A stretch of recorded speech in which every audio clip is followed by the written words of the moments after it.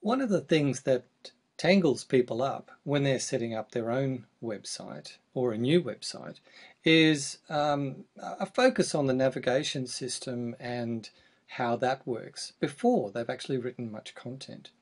But it should actually be the other way around. The navigation system is driven by the content and the relationship of the pages to each other. And as this site has grown, we've had to change the navigation system to suit.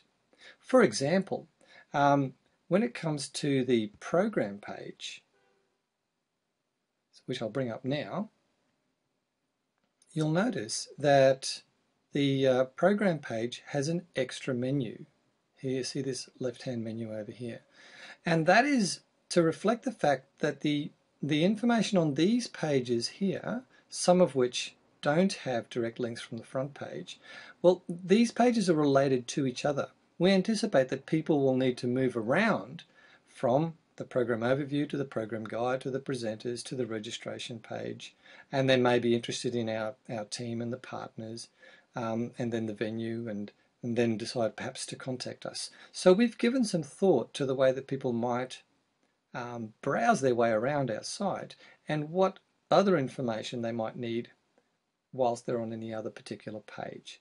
And that has led us to add a menu that only appears on certain pages. So it appears on the presenters page, for example.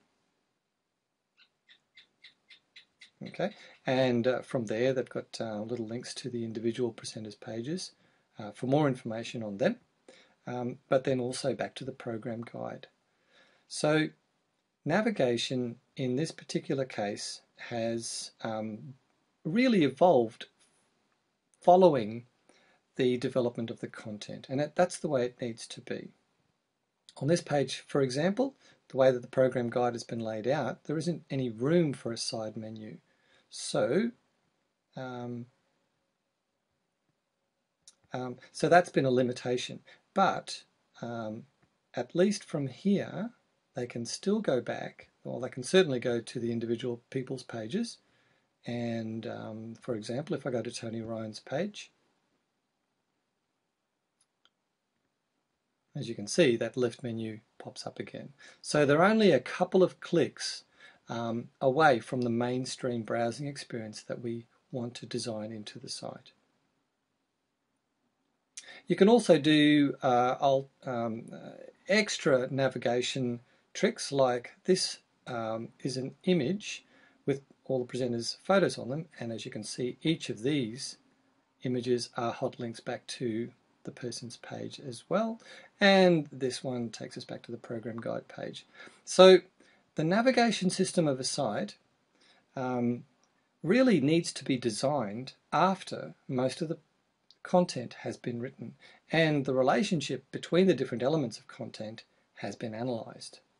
And of course the menu system can evolve with the content, but you may find yourself in a situation where the main menu, for example, gets so cluttered that you've really got to break things out into a top menu and a bottom menu, down here for example, and maybe even occasionally add auxiliary menus such as this one on the left and an image map here, option underneath. The navigation system is critical to reducing the number of clicks that people need to make to find where they need to go.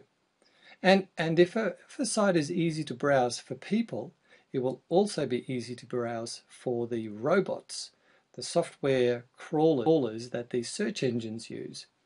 And so if it's easy for them, then that will help elevate your search engine optimization as well.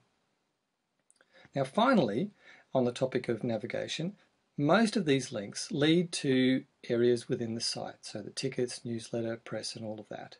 And they are open in the same window. So if I go from here to, let's say, registration, you'll see that it's opening in the same tab. Okay, but if you're linking to an external site such as your Facebook page, you don't want it to you don't want the person to leave this site. So generally that opens in a new tab. So just watch closely up here. Okay, it's already picked up that the Facebook page was open in another tab. That's all right. it opens in a new tab. And there's the Facebook page for the event. So that's important too. Navigation is dependent on the content and evolves with the relationship between the content elements.